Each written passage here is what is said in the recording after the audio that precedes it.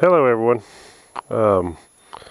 Today I wanted to do my 6,000 mile review of my 2014 Honda CRF250L. I just rolled over 6,000 miles, so thought better get her done now. And pretty much everything about the bike I've been happy with.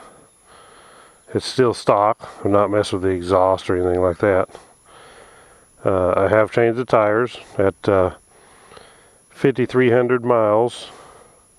Took the stock tires off and put these on because the stock back one was wore out. The front one was still decent, but I put on these Michelin T63s front and rear, and I love them. I mean, as far as dirt roads, way better than the stock. On the gravel, dirt, in the mud, way better. But I did put the balancing beads in them because the front tire had a little shimmy. So I put some of those balancing beads in there, and they seemed to work. Right after I put them in there, it just straightened it right out. I do have a Nelson rig bag I put on it. Bike's kind of dirty right now. I need to wash the thing. But anyway, put a Nelson rig bag on here, and then I put this rack on here. It's a powder coated, just a black rack, but I like it. It works good, fits the bag perfect, so that's all I need. I did do the fender cut off, put on this. It looks just like a DRC edge, but it's not. It's a China copy, which I'm sure the DRC is made in China too. They're just buying it from somebody over there. These are DRC turn signals right here, and on the rear. On the front, I got the turn signals. They look like DRCs, but they're not. These was actually on eBay. I bought them for $5 a pair. So I figured $5 a pair, you know, you can't go wrong. These was like 35 to 40, 38, I don't know, something like that a pair compared to $5.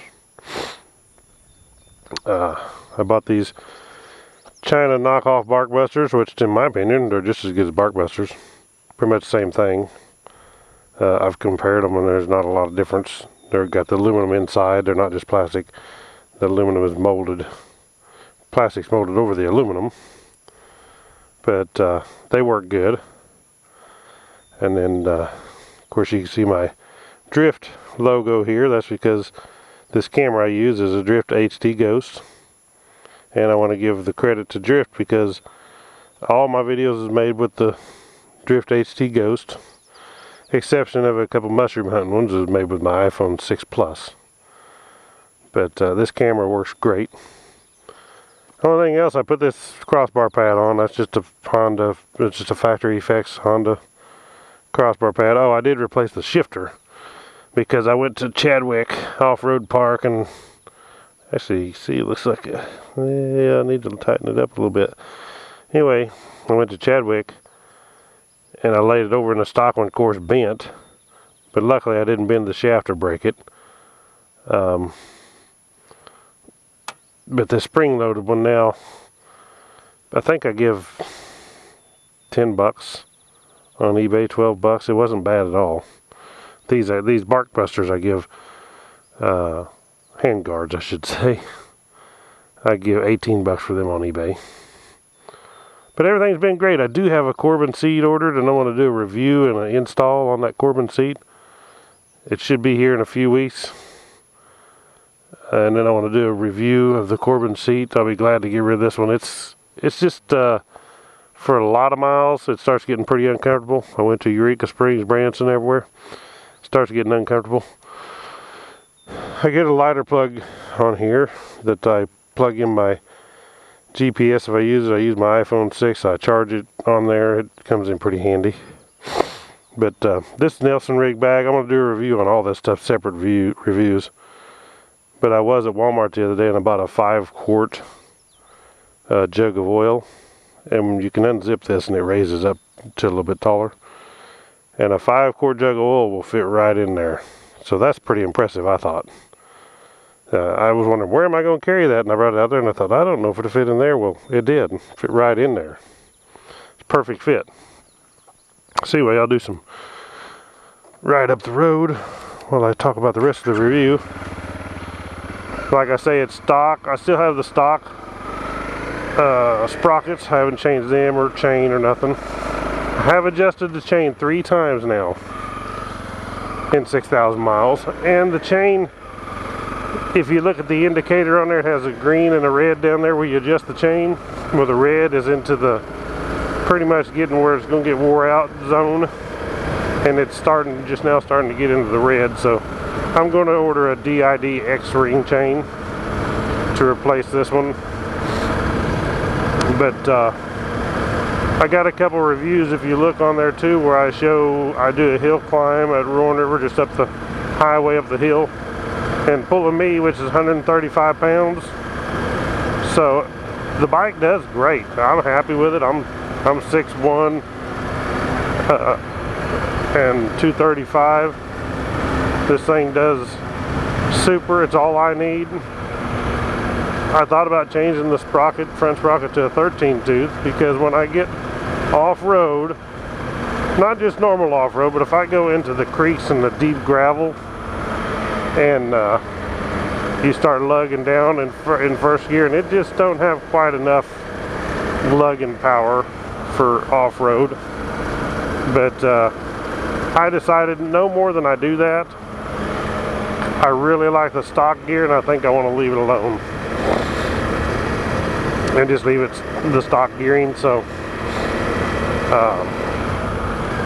I've never had a problem yet. I bought it 8 months ago. Like I say, it's a 2014 CRF250L. Bought it 8 months ago. I saw one in town, and I had a Drc SE. Well, I'd sold it, and I was in town and I seen one of these sitting at McDonald's.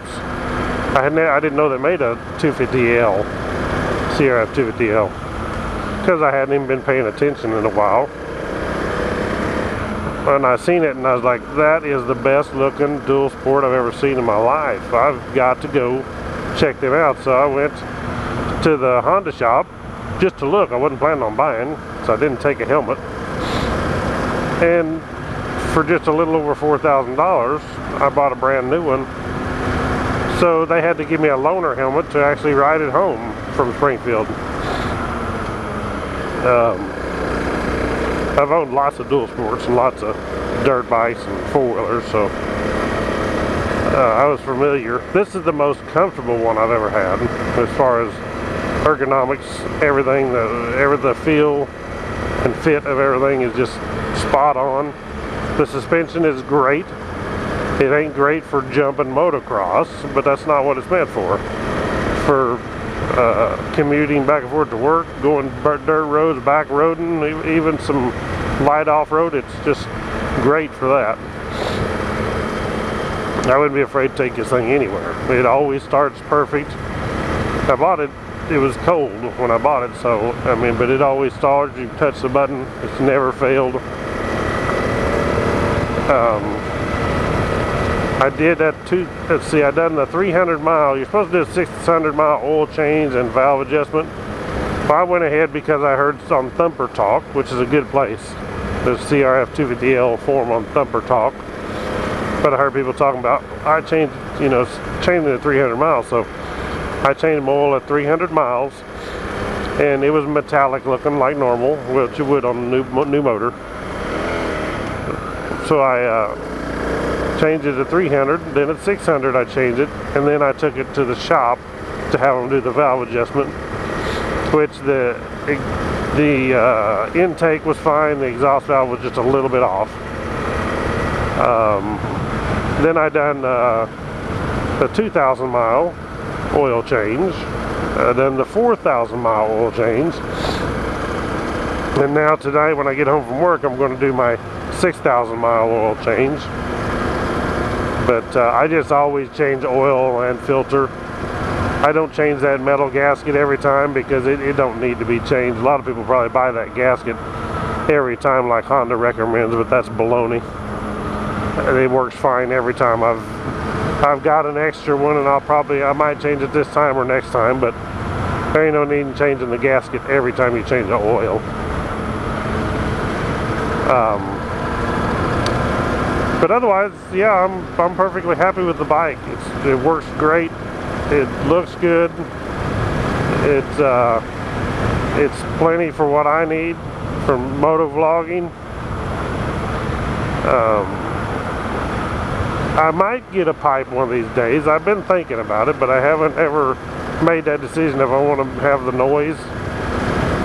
If I did, I would get probably the FMF Power Core 4 Q4, you know, with a quiet core, and it's still not quiet. But the main thing is, I decided for the money I wanted to get the Corbin Seat first. It would be way more important than the pipe for comfort. So I got a Corbin Seat.